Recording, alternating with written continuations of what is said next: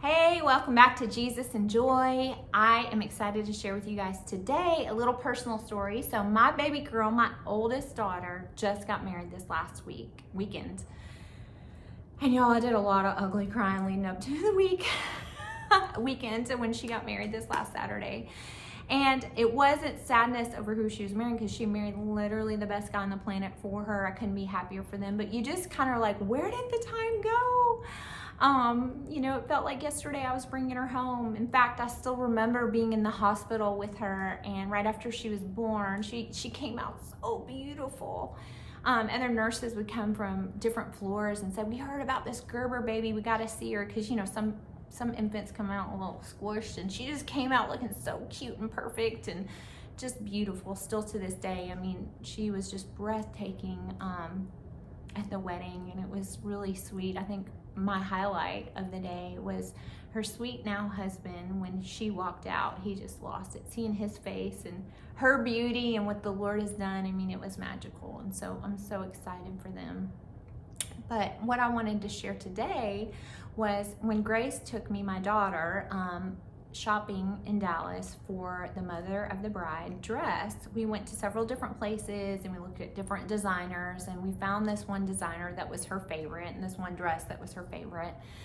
And when we found it, I said, baby girl, you know what I'm gonna do? And she was like, yeah, mom. She said, you're gonna write down all the details and go find it on eBay. And I was like, you know your mama well. That's exactly what I did. I wrote it down. I was like, okay, I'm gonna find this cheap.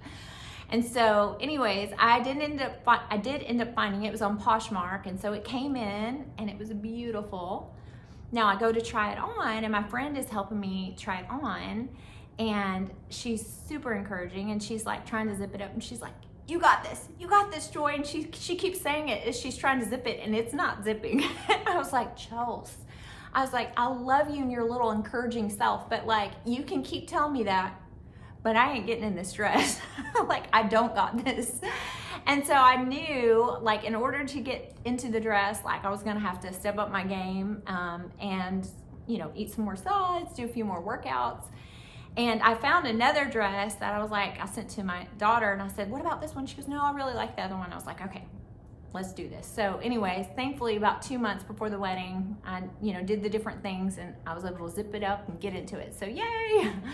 But it had me thinking about different seasons in my life. There's 2 different seasons where I have lost weight.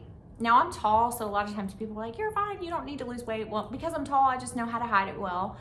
And the first time that I lost weight, both times I think there was around 15 to 20 pounds. And the first time, it was really because I was fasting so much. Like there were some things I was seeking the Lord for a lot that year. And, unfortunately, even though through the fasting and the losing weight, the things I'd hoped that would happen didn't end up happening. So that was, it was kind of disappointing because you think, well, if I do this, and this, it'll equal this. And when that wasn't the case.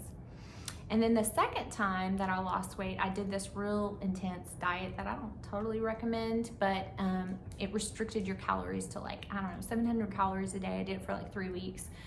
And when it was all over with, I hit that goal. I mean, I remember people saying you're the skinniest I've ever seen you, and you're skinnier than you were in high school. And so you think, okay, if I achieve this thing, it's gonna equal this. Well, I truly was sadder than I was before. It's like somebody just needed to give me a hamburger.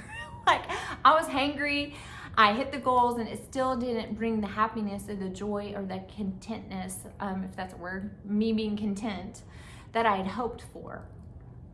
And I thought, how many times in our lives do we have that happen where, we're like, okay, if we just get that house, if we just get that car, if I just get that raise, if I'm just this number on the scale, whatever it may be, then I'll really be happy. And I think that's what is so hard, is sometimes we hit those goals and we're still just as sad, if not more sad, because we're disappointed that those things didn't bring the joy and the peace that we thought it would. And, I think we all battle insecurities. I mean, even a few months ago, several months ago, as I'm getting older, you start noticing the wrinkles happening more. And so, especially around my eyes, that's where I feel like I see more of the wrinkles. And so I've gotten Botox 3 different times, and both times, it doesn't work out well for me because I end up looking bruised. I have sensitive skin that bruises easily. So I remember, I think it was the last time somebody pulled me aside and they were like, Joy, is somebody hitting you? And I'm like, no, this is Botox gone wrong. But I think during this time I was feeling insecure about my eyes. And so I had this dream that in the dream there was a doctor that was going to give me Botox. And he looks at my eyes and he's like, oh my gosh, that's disgusting. Look at those wrinkles.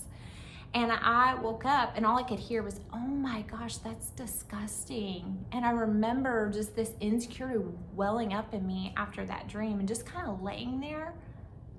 But then something happened. The Spirit of God showed up and he said, Joy, that's not what I think about you.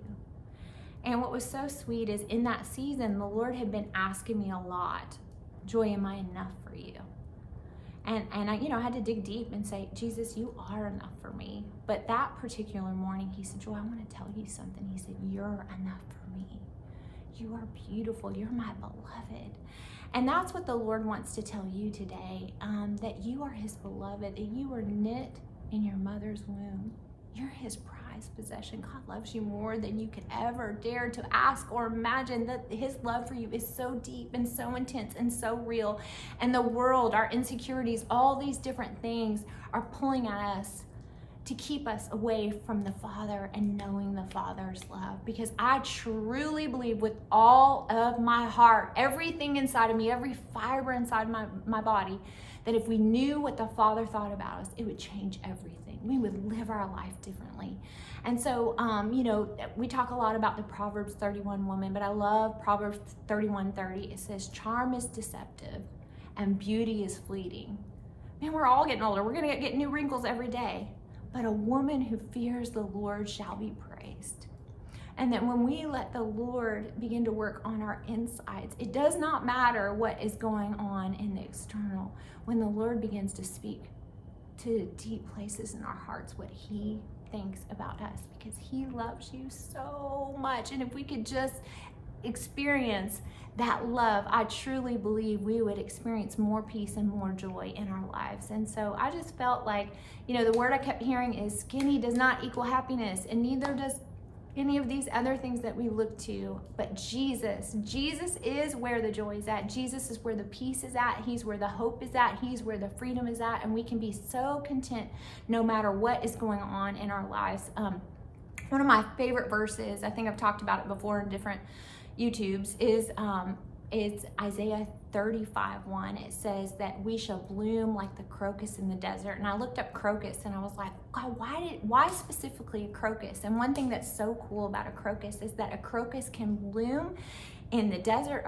A crocus can bloom in the snow. That no matter what situation that you may be facing, no matter what insecurities, no matter what battles that are going on in your life, that you can bloom, you can thrive, you can flourish when you experience the Father's love. And so just want to encourage you with that today. The Lord loves you so much, and he looks at you and he says, you are enough for me. So I hope that blesses y'all. I hope you guys have a great day.